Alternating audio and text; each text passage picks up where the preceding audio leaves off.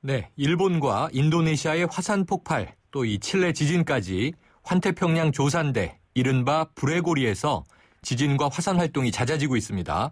이 불의 고리 바로 옆에 있는 우리나라도 안심할 수 없다는 우려가 나오고 있는데요. 정면 인터뷰 윤성효 부산대학교 지구과학교육과 교수와 함께 하겠습니다. 교수님 안녕하십니까? 예, 안녕하십니까? 네, 이게 불과 며칠 사이에요. 일본, 네. 인도네시아, 칠레에서 강진과 화산 폭발이 있지 않았습니까? 네. 이 불의 고리 본격적인 활동에 들어갔다고 볼 수 있을까요?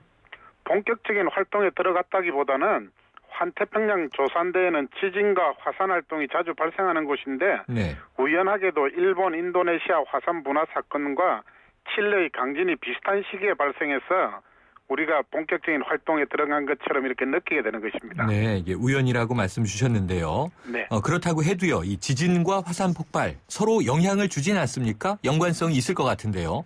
예, 지구에서 발생하는 어떤 지질 현상을 설명하는 판구조론이라는 큰 틀에서는 그 범주에 속하지만은 네.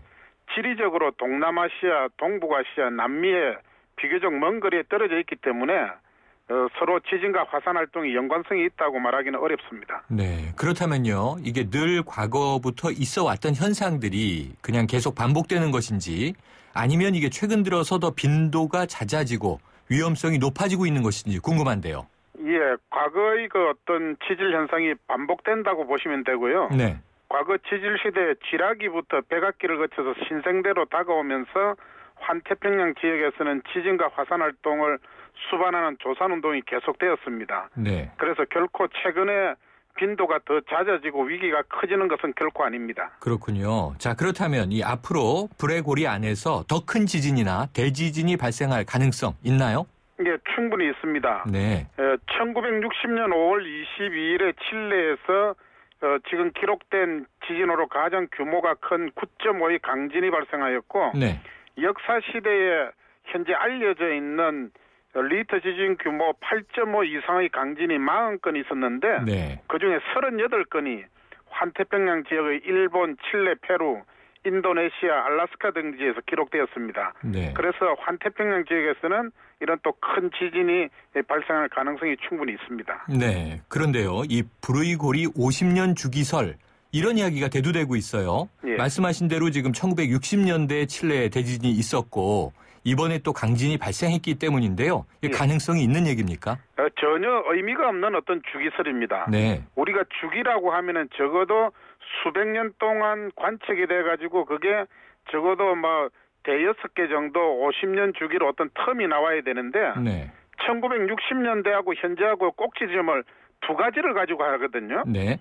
그 1960년대에 대지진이 있었고 지금 있으니까 이 사이의 간격이 50년이다. 네. 그렇게 이야기하는 것은 상당히 좀 이해하기가 어려운 그런 주장입니다. 네, 이해하기 어려운 주장이다. 이렇게 말씀 주셨고요. 예. 뭐 지금은 이제 비록 해제됐습니다만 이 칠레에서 이 지진 해일 쓰나미 경보 내려지지 않았습니까? 네네. 그런데 이것이 하와이, 뉴질랜드, 심지어 일본까지 쓰나미 주의보가 내려졌었어요. 네네. 그러면 칠레 대지진으로 일본까지 쓰나미가 왔다는 건 이거 어떻게 이해해야 될까요? 예, 일반적으로 태평양은 공해상으로 중앙에 장애물이 전혀 없습니다. 네. 그래서 이제 칠레 쪽에서 리터 지진 규모 7.5 이상의 강진이 발생하면은 네. 그 공해상으로 물을 따라서 쓰나미가 퍼지면서 반대쪽으로 도달하게 되겠습니다. 네. 그래서 이번 지진으로 인한 쓰나미가 22시간 이후에 일본에 도달할 수가 있었고 네.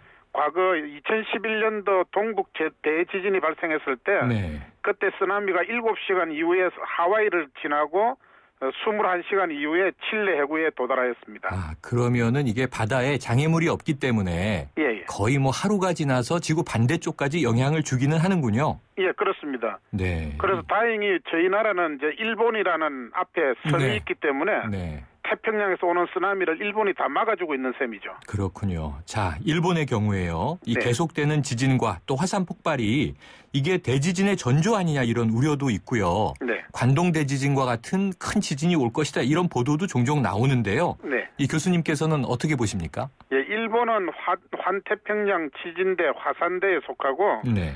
판 4개가 만나는 지진과 화산의 나라입니다. 네. 그래서 일본인들은 지금까지 지진을 평소 느끼고 화산 활동을 체험하면서 살아왔고 네. 어떤 대지진의 전존이 이런 말은 할 필요가 없고요. 네. 앞으로도 크고 작은 지진이나 화산 분화는 계속될 것이고 관동 대지진이 발생한 그 장소에서는 역사 기록을 평가하면 70년마다 큰 지진이 있었는데 네.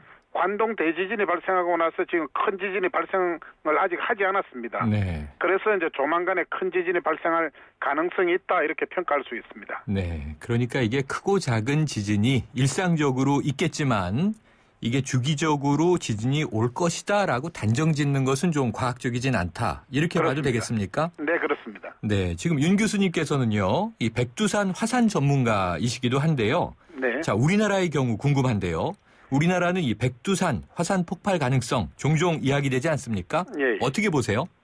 백두산은 평균 해수면으로부터 약 10km 밑에 마그마 방이 있다는 것이 거의 확실시되고 있습니다. 네. 그리고 2002년에서 2005년 말까지 화산성 지진이 급증해서 어떤 화산 위기도 맞이했었고 네. 또 천지 칼데라 외륜산은 2002년부터 2009년까지 융기하에 있다가 현재 침강하는 중입니다. 네. 또 온천수의 온도도 증가해서 75도에서 83도씨 정도로 높아졌고 네. 그래서 현재까지의 짧은 관측 자료를 근거로 해서 분화 시기는 결정할 수 없지만은 네.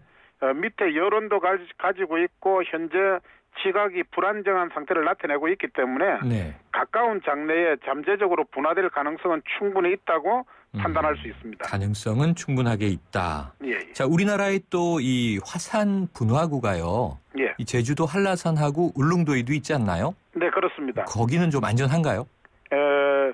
지난 1만 년 이내에 어떤 분화한 경험을 가진 화산을 이제 현재 학문적으로 한라산으로 규정을 하는데 1만 년이요? 우리나라에는 네. 백두산, 한라산, 울릉도 나리분지가 해당이 됩니다. 네. 그런데 한라산은 서기 1200년, 1007년에 역사 기록을 가지고 있고 분화된 기록을 가지고 있고 네.